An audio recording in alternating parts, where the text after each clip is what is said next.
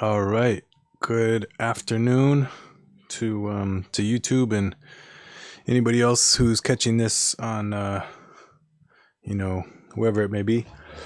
I hope everybody's had a good week so far. I hope everybody's been able to find some peace and to do what you need to do to keep going. We're living in some crazy times, but all times are, you know, have their challenges and opportunities. So it's up to us to really determine how we're going to approach those challenges and opportunities. Sorry, this cord is driving me nuts. Um, I guess I guess that's the music trying to tell me not to talk and to get into today's lesson. Um, let's see here. Last week talking about the harmonic series, and we had just gone through um, I don't know how many we got, six, seven, eight of the simple tones comprised in in a um, in a complex tone, and by that I mean if you play a C on the piano, you've got that note. Right now, I'm just playing on this keyboard, which only has sine waves, which are simple tones. Um, Matter of fact, I'll switch it to the display capture right now. I got this little visualizer in my EQ setup, which is pretty dope. So there you go. There's an octave above that, fifth above that, another octave, major third, fifth, and then we come up to a minor seventh, and then we have our last octave. I had to let go of some of those tones because I didn't have the fingers and I don't have a sustain pedal right now. But anyways, those are the order of the tone that the tones appear within the harmonic series, and the harmonic series is just it's a doubling of frequency. So this was not the case. What's this tone? Maybe like 130 something. But if, for example, the tone had been 100 cycles per second or 100 hertz, the fundamental being at 100 cycles per second, the next note in the harmonic series would be a doubling of that, would be 200 cycles per second, and then we would add another 100 onto the 200 and achieve 300 cycles per second. So it's really, really, really basic. It's just basic addition. Whatever your bass tone is, you're going to add that to itself, and then that will give you all of the other tones within the harmonic series. So it's like, if you look at it it's if n represents the frequency, like back in algebra when like letters represented numbers. So if n is the frequency, then the first fundamental is just 1n, and then the next one is 2n, 3n, 4n, 5n, 6n, on up. It's really, I'm making it more complicated than it is, so I hope it makes sense what I'm saying. Today I wanted to look at the tuning that arises from this mathematical equation. So like I was just saying, we get 100 cycles per second, then we get 200 cycles per second, which is an octave, and then say we get 300 cycles per second, which is the fifth, and 400 cycles per second, which is another octave, and then we get 500 cycles per second. And so this ratio, the fifth one is going to be the major third. So our interval of 5 to 4 would be, in the key of C, it would be C to E, just like that.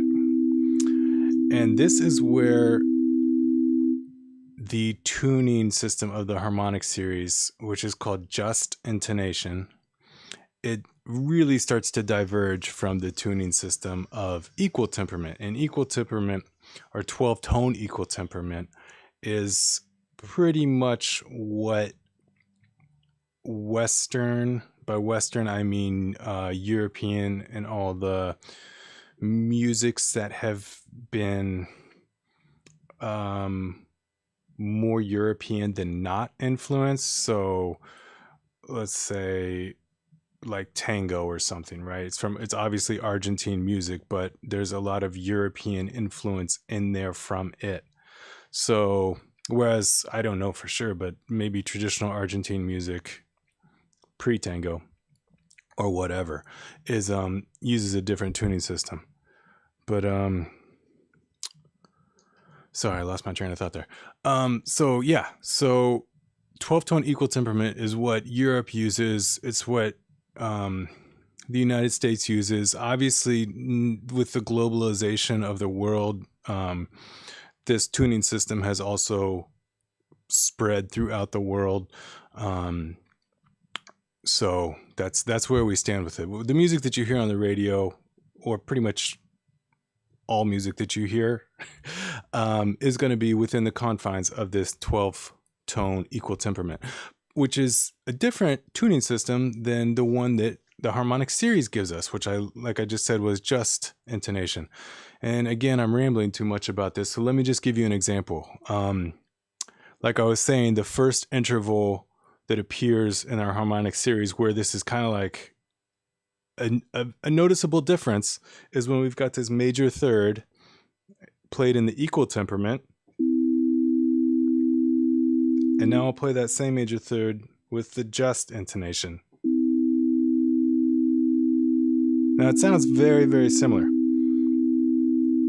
But how you can hear the difference is, they call it beats. There's no beating in the just intonation, whereas in the in the equal temperament system, there's beating. I'm just getting this system ready on my synth here. Okay, so yeah, check it out. So listen again. Try to really, really pay attention.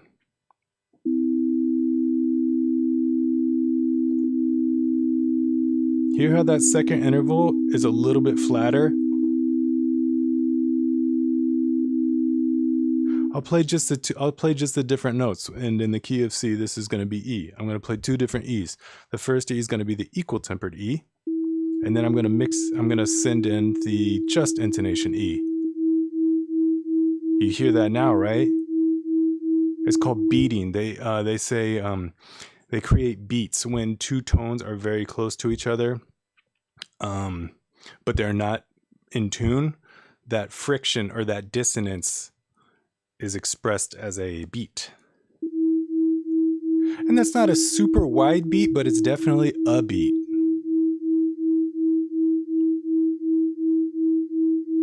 So I'll play it again with the C, equal temperament. The E is a little higher in this temperament than in the just intonation. That just is more solid. And what it comes down to is it comes down to a difference of 14 cents. The just intonation is 14 cents flatter than the equal temperament major third. Excuse me. And this word cent or cents, it's spelled like the US currency, but it's kind of like it's a unit. It's a funny thing, because when equal temperament was more or less discovered, shall we say, it's really crazy. From the little research I've done, it was discovered in 1584 in China and in 1585 in Europe, and these people did not talk to each other. Isn't that wild? I love how two different peoples who are not communicating with each other can arrive at the same solution. But anyways, so we've had this equal temperament since the 1580s, mid 1580s. And essentially what it is doing, it is taking an octave and it is dividing that frequency range into 12 equal increments, right?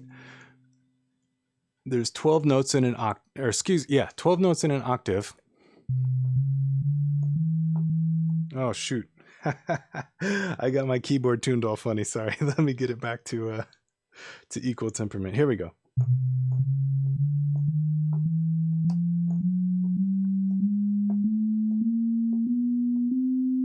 So they're saying that there is 1,200 cents within this octave, and that each note has 100 cent differential.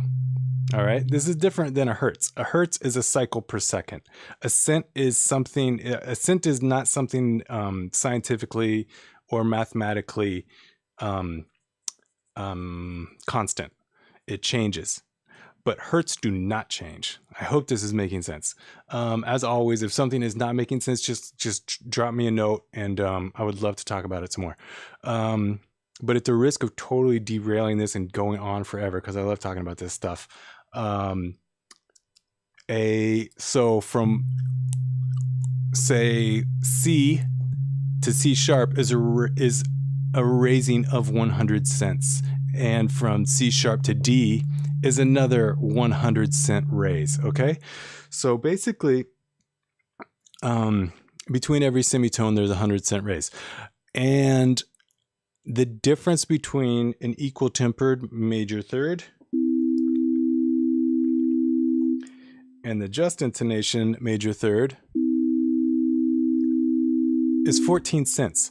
So it is not huge, but it is definitely noticeable. I think I remember maybe reading somewhere that human ears can detect a differential of plus or minus 5 cents, meaning when you've got two notes that are more than 5 cents out of tune with each other, then our ears can perceive being out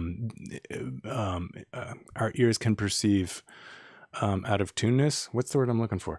But I'll go back to playing them together, and you can hear that beating, right? So here's the equal temperament, just intonation, and the just intonation is so much more solid. It's fascinating. So let's continue climbing up our harmonic series. So we got the fifth is the next interval here. All right, so that is our major triad, equal temperament. Let's compare it to a major triad with just intonation. See here how much more solid that is? First one. You can really hear it going. And let's listen to the just one more time. It is much more solid. I'm not sure that this equalizer, this graphic display is going to be helping you out any right now, but maybe, who knows. Let's see here. Yeah, let's bring it back. So let's keep going up the harmonic series. We got 1, 3, 5, and 7. So this is a dominant chord. Dominant chord just meaning major triad with a minor seventh. So C, E, G, B flat. So one more time.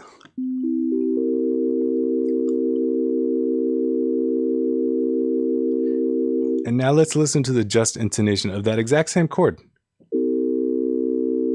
No beating, no wavering, just solid, structurally sound. It's cool, right? Ooh.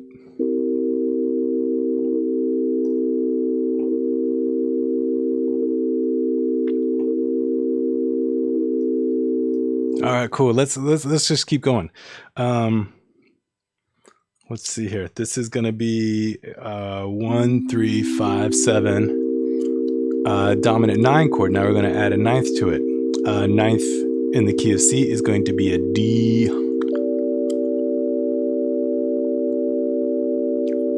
So it sounds cool and it sounds good, but once you play The just intonation of it, it's night and day. This is such a more, I can't find a better word than solid. I don't know. It's just it's something cool that that I didn't learn about until a few years ago, and I thought I thought other people would think it was cool too because I like it. So I hope that made sense. I hope it wasn't too rambly bambly. I will be back here next Friday at 2. We'll talk more about the Harmonic Series and Just Intonation, because I love this stuff. Oh, thanks, Maria. Thank you for showing up. I really appreciate your support. Maria is a solid. Maria is the just intonation of support. She's very solid and she's always there. And she's a fantastic pianist in her own right. I think you can link to her channel from the comment below. So check it out, give her some love, and listen to some of her compositions. Let's see here. Oh, I'll be back next Friday, 2 p.m. Eastern Time, talking about Harmonic Series and another cool little part of it. As always, if anybody wants to take some lessons, I would love to teach you whatever it may be. If you want to learn about this, if you want to learn about tuning a guitar, if you want to learn about I don't know, the order of the flats and the sharps, let me know. I would love to help you out. Hit me up, we'll talk. Offer 100% satisfaction money back guarantee. So if you don't like it, if you don't like the lessons, I'll give you your money back, no problem. So just hit me up. I love this stuff and I love sharing it. All right, everybody have a great weekend. Stay safe, be kind to each other, and I'll see you next week.